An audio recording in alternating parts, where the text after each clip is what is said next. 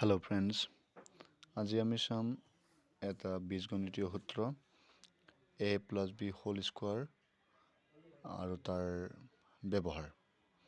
আমি এইটো কোনটো ক্ষেত্ৰত ব্যৱহাৰ কৰিব পাৰোঁ আৰু এইটো আমাক কেনেকৈ আমাৰ কাৰণে সহায়ক হ'ব পাৰে এইটো আজি মই দেখুৱাব গৈ আছোঁ।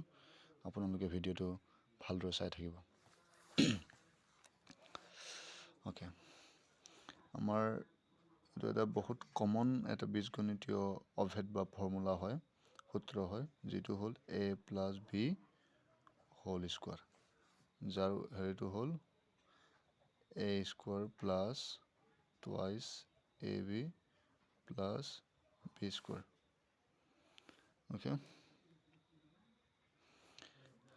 যদি ইয়াত আমি দুটা সংখ্যাৰ যোগফল হিচাপে লওঁ 3 plus 5, ওকে, আৰু তাক আমি হোল স্কোৱাৰ কৰি দিওঁ।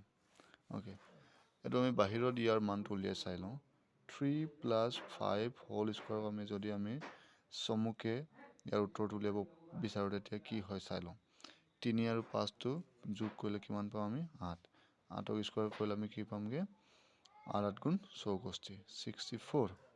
ওকে, ওকে, এতিয়া a plus b whole square equal a square plus twice ab plus b square সূত্ৰটো ব্যৱহাৰ কৰি আমি একেটা উত্তৰ পাম নে নেপাম? নিশ্চয়কৈ পাম চাগে। ওকে, আমি কৰি চাওঁ।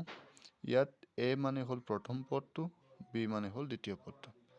ওকে, এতিয়া ইয়াত আমাক a স্কোৱাৰ বিচাৰিছে। তেতিয়া a বুলি ক'লে আমি কাক লিখিম? a বুলি ক'লে নিশ্চয়কৈ আমি 3 লিখিম।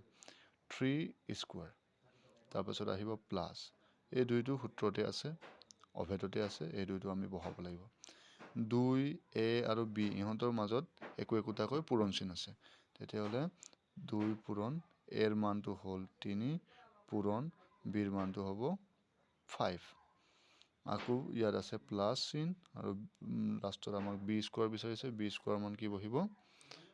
5 স্কোৱাৰ। ওকে, এতিয়া আমি ইয়াক এইটো সমাধান কৰিব চেষ্টা কৰিম। 3 স্কোৱাৰ কৰিলে 3 3 গুণ কি পাম? 9, আৰু এই তিনিটা সংখ্যা পূৰণ হৈ আছে, পূৰণ কৰি লোৱা। 2 3 গুণ 6, 6 5 গুণ 30, 30। ওকে, আকৌ ইয়াত প্লাছ আছে, 5ক বৰ্গ কৰিলে কি পাম আমি? 25, 5 5 গুণ 25। ওকে, এতিয়া ইহঁত তিনিটা সংখ্যাক যোগ কৰিলে আগত যে আমি পাইছিলোঁ 64, এই একেটা সংখ্যাকে পাম নে নাপাম? ওকে, যোগ কৰি চাওঁ। 30 প্লাছ 25 প্লাছ 9, ইহঁত তিনিটা যোগ কৰিলে 9 আৰু 5টো যোগ কৰিলে কিমান হ'ব? 14ৰ 4 বহিব, 14ৰ 4 1 উকলিব। ওকে, আৰু এইটো 3 আৰু 2টো যোগ কৰিলে 5, 3 2 5, 5ৰ লগত 1 যোগ কৰিলে কি হয়? 6। আমি দেখিলোঁ 64 ওলাইছে, হয়নে? ওকে, সেইকাৰণে আমি প্ৰতিটো অভেদে আমি নিজৰ পৰীক্ষামূলকভাৱে নিজে কৰি চাব পাৰোঁ, এক্সপেৰিমেণ্ট কৰিব পাৰোঁ। আৰু গণিত বিষয়টো হ'ল সম্পূৰ্ণৰূপে এটা অবজাৰভেশ্যনৰ ওপৰত আধাৰিত। যদি ভালকৈ নিৰীক্ষণ কৰে আৰু সূত্ৰবোৰ সঠিক ৰূপত ব্যৱহাৰ কৰে, আপুনি নিশ্চয় সঠিক আনচাৰ পাব। Thank U.